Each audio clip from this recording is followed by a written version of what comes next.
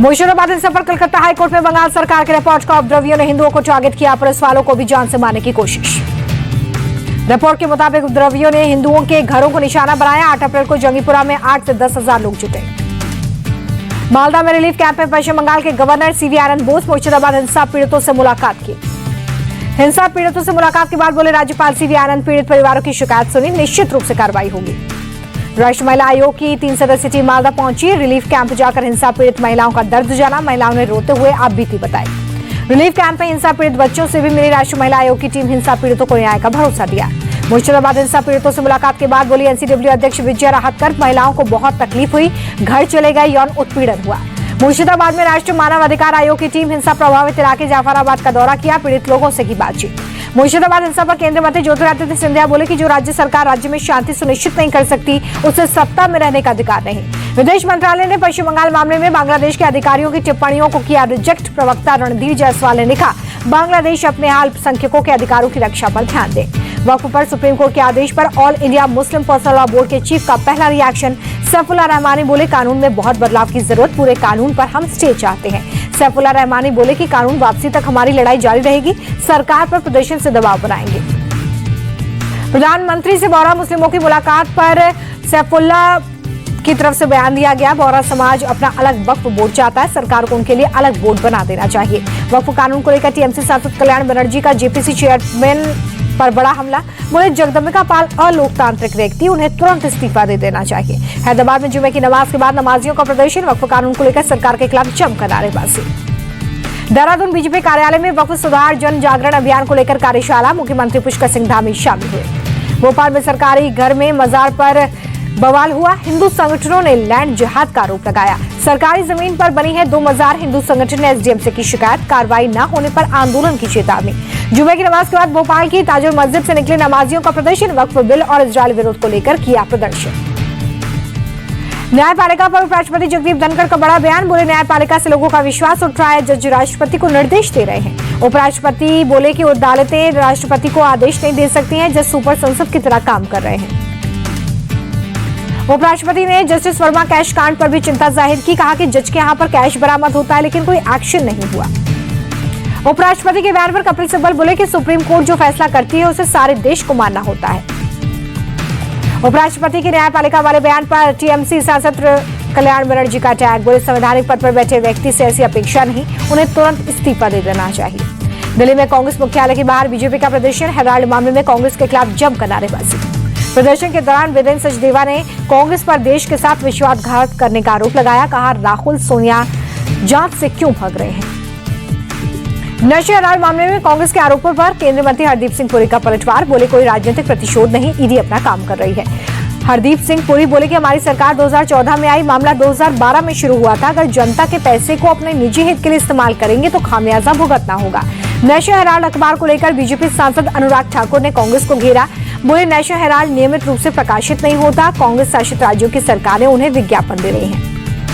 अनुराग ठाकुर बोले कि नशा हेराल्ड कांग्रेस का एटीएम बना। हिमाचल की कांग्रेस सरकार ने जनता से किए पूरे वादे नहीं किए, लेकिन नशा हेराल्ड को विज्ञापन देने में कोई कमी नहीं की। नशा हेराल्ड मामले में बीजेपी का प्रदर्शन। चंडीगढ़ में बीजेपी कार्यकर्ताओं ने सोनिया गांधी और राहुल के खिलाफ की नारेबाजी। प्रदर्शनकारियों पर वाटर कैनन का इस्तेमाल। नशा हेराल्ड मामले में कांग्रेस आज भी सड़कों पर। ईडी की चार्जशीट के खिलाफ भोपाल में कांग्रेस कार्यकर्ताओं का प्रदर्शन। प्रदर्शनकारियों पर वाटर कैनन चलाए। इंडिया गठबंधन पर केंद्रीय मंत्री जीतन राम मांझी का हमला। कहा महागठबंधन में एकता नहीं, सब लोग सीएम चेहरा बनना चाहते हैं। बिहार बीजेपी अध्यक्ष दिलीप जायसवाल का महागठबंधन पर हमला। कहा तेजस्वी यादव कोऑर्डिनेटर नहीं, ऑर्डिनेटर है। पटना में आरजेडी नेता मृत्युंजय तिवारी ने बीजेपी पर बोला हमला। एनडीए की नाव डूबने वाली है, उनके कई सहयोगी महागठबंधन में आने वाले हैं। पटना में सीएम नीतीश कुमार ने महिला संवाद रथ को दिखाई हरी झंडी। डिप्टी सीएम सम्राट चौधरी समेत कई नेता मौजूद रहे। हिंदी भाषा विवाद पर आदित्य ठाकरे बोले कि ना हम हिंदी के पक्ष में हैं और ना ही इसके खिलाफ, हमें भाषा के नाम पर लड़वाना चाहती है बीजेपी। महाराष्ट्र में 5वीं तक हिंदी की अनिवार्यता पर संजय राउत बोले कि देश में हिंदी के प्रति प्रेम और श्रद्धा ये संवाद की भाषा, लेकिन इसे पाठ्यक्रम में जबरदस्ती शामिल ना करें। संजय राउत बोले कि महाराष्ट्र के हर स्कूल में पहले मराठी अनिवार्य करनी चाहिए, कागजों पर मराठी अनिवार्य करने से कुछ नहीं होगा। मुंबई में हिंदी भाषा के विरोध में राज ठाकरे ने तेज किया आंदोलन। महाराष्ट्र नवनिर्माण सेना की तरफ से लगाए पोस्टर, लिखा हम हिंदू हैं लेकिन हिंदी नहीं। मुंबई के मुलुंड इलाके में बीजेपी नेता किरीट सौम्या का प्रदर्शन। मस्जिदों में अवैध लाउडस्पीकर के खिलाफ किया प्रदर्शन। पुणे पहुंचे सीएम फडणवीस और डिप्टी सीएम अजीत पवार पिंपरी चिंचवाड़ में चौकर बंधु स्मारक का दौरा किया। कुलबर्गी में बीजेपी का विरोध प्रदर्शन, कर्नाटक सरकार के खिलाफ जन आक्रोश रैली। मनी लॉन्ड्रिंग केस में आंध्र प्रदेश के पूर्व मुख्यमंत्री जगनमोहन रेड्डी के खिलाफ ईडी की बड़ी कार्रवाई, करीब 800 करोड़ की संपत्ति जब्त। दिल्ली सीएम रेखा गुप्ता ने मिंटो ब्रिज के पास जलभराव वाले क्षेत्र का किया निरीक्षण, लोक निर्माण मंत्री प्रवेश वर्मा रहे मौजूद। भोपाल दौरे पर सेना प्रमुख जनरल उपेंद्र द्विवेदी, मुख्यमंत्री मोहन यादव से मुलाकात। मध्य प्रदेश में केंद्रीय पर्यावरण मंत्री भूपेंद्र यादव सीएम मोहन यादव के साथ प्रोजेक्ट चीता का निरीक्षण किया, अधिकारियों से ली जानकारी। गोरखपुर को सीएम योगी आदित्यनाथ की सौगात, एम्स में 500 बेड के पावर ग्रिड विश्राम सदन का किया उद्घाटन। छत्तीसगढ़ के सुकमा में 9 महिला नक्सलियों समेत 22 नक्सलियों का सरेंडर, आत्मसमर्पण करने वाले नक्सलियों में 4 पर सुरक्षा बलों ने 26 लाख रुपए का इनाम रखा था। प्रधानमंत्री मोदी ने उद्योगपति एलन मस्क से फोन पर बातचीत की, ट्वीट कर दी जानकारी, बोले मस्क से कई अहम मुद्दों पर बातचीत हुई। भारत का मोस्ट वांटेड आतंकवादी हैप्पी पासिया अमेरिका में इमिग्रेशन एंड कस्टम इन्फोर्समेंट की हिरासत में, आईएसआई और प्रतिबंधित बब्बर खालसा इंटरनेशनल से जुड़ा हुआ है। मुंबई कोर्ट में मेहुल चौकसी को लेकर सीबीआई की अर्जी, बैंक घोटाले के मामले में गैर जमानती वारंट जारी करने की मांग।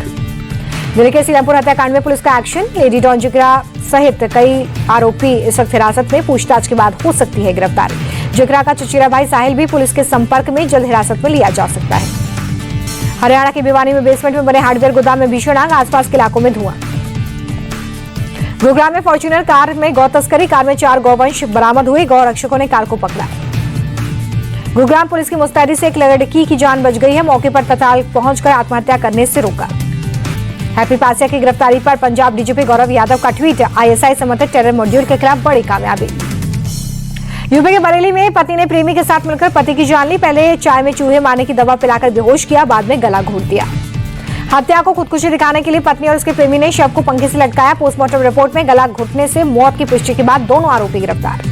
यूपी के कानपुर में कलयुगी बेटे ने ली मां की जान, प्रेमिका से शादी का विरोध करने पर मां की हत्या, आरोपी गिरफ्तार।